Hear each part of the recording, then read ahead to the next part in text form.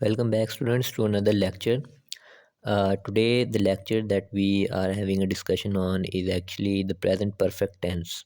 So, this is a very important lecture, and regarding your English grammar, tenses play a major role in your English language, in writing, listening, speaking.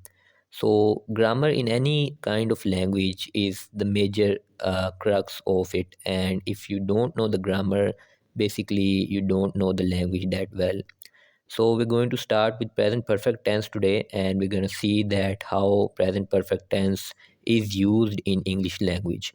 We're going to see the rules of using present perfect tense, then we're going to see the examples, and in the end we're going to have an exercise as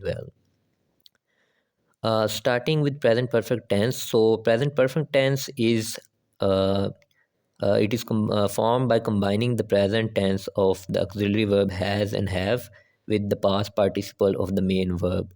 Right. So, in simple words, we use has and have as helping verbs, and we have the past participle form of the main verb.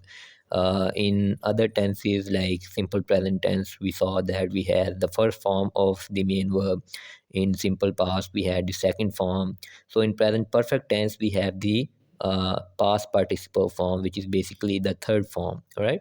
So then you have a kind of a structure which you can use for help while making present perfect sentences. The first thing is always as simple that you have the subject, that the person who is doing the thing is the subject. Okay, all right. So you have the has and have as the helping verbs on the second, then you have the past participle form, the main verb, and you can have the object in the end as well. So simply there are three types of present perfect sentences. We will see examples of these as well. We have the positive or the affirmative sentences, which are the simple sentences, you can say. Then we have the negative sentences, which include not, right? And then we have the interrogative sentences, in which we ask any kind of questions. Let's move on. For the affirmative sentence, we have the structure, which is as follows. We have the subject at the start, then we have the helping verb or the auxiliary verb have and has. So there's a quite a difference between using have and has. Have is used when we are talking about we, they, I. So have is used in these kind of with these words.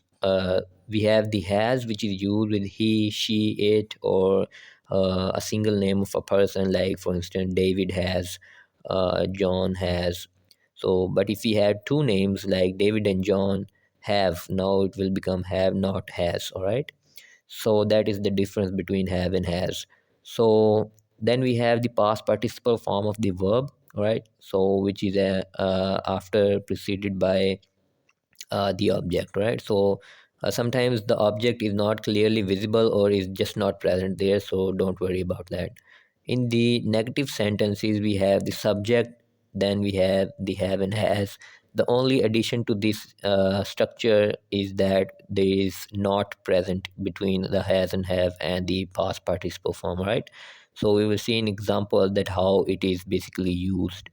Then in the interrogative, we have the difference. The major difference that we have in the structures are in the interrogative sentences.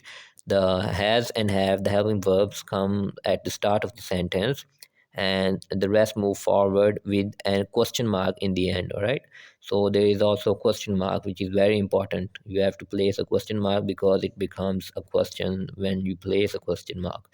So that is basically the structures of the three different type of sentences that you're going to see in this video. And in usually in your life as well, you only have three major type of question structured sentences that you use: the simple sentences, or anything that with a negative answer, or if you're asking a question, you have the interrogative questions.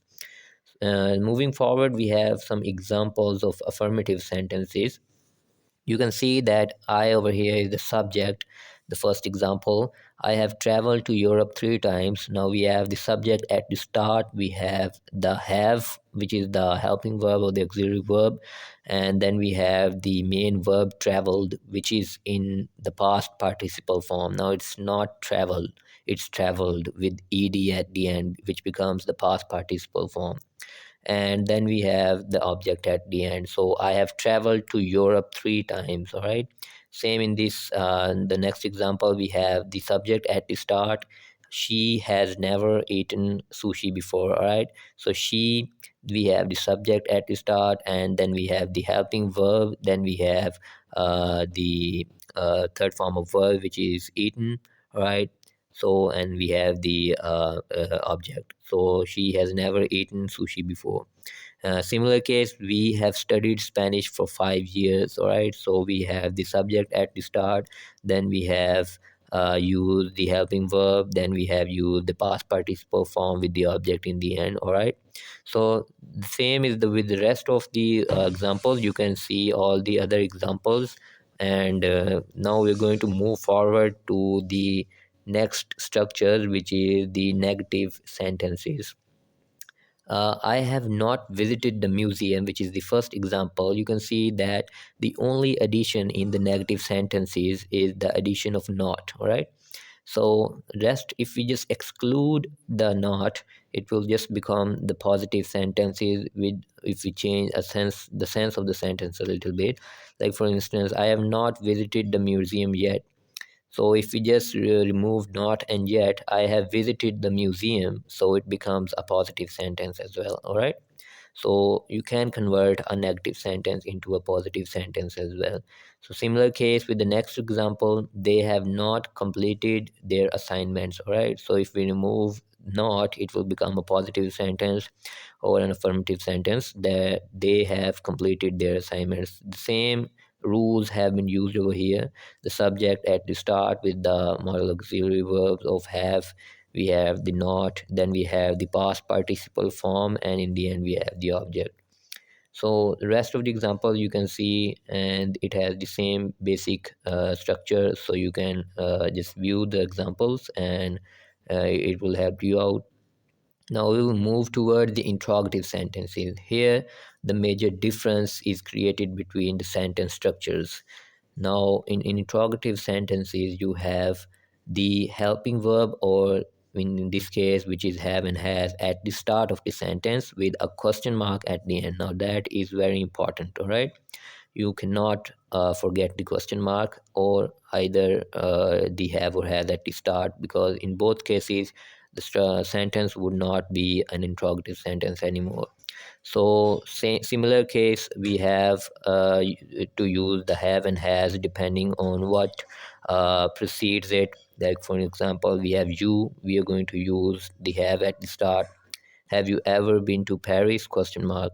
So it's a question that somebody is asking someone, that have you ever been to Paris. All right, the next one is, has she finished her homework yet. Now since she is over here, we have to use has. So has she finished her homework, the past participle form of finish has been used over here, finished. All right, so at the end, in the end, we have used the question mark. Right, so similarly, we have the rest of the sentence, which you can view, and it can help you. We'll be moving forward now. The major tip over here that we see, you seeing on the video slide, is that what is the present tense, when is actually the present tense used. So the present tense is used when there is a connection between the present and the past. It's just simple as that. When you're trying to create a connection about something of the past to the present, you use the present perfect tense. All right, so that is when you use or require or are required to use present perfect tense. So that is the difference between the other tenses, the simple present tense and present perfect tense. All right, so that is the difference, major difference. So in simple present tense, you just use it when you're talking about the at the moment if something is happening. So but there's a difference in the present perfect tense, the simple present tense and present continuous tense. Moving forward, we have an exercise regarding present perfect tense. I would like and suggest you guys to do it on your own. It follows the same uh, things that I taught you before in the video. You have to use the third, the past participle form of the verb. You have to use the correct have and has. All right.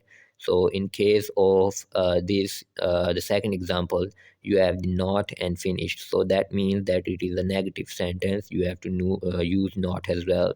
And the third example is actually interrogative sentence. So you have to use the have or has at the start and then the past participle form of the verb.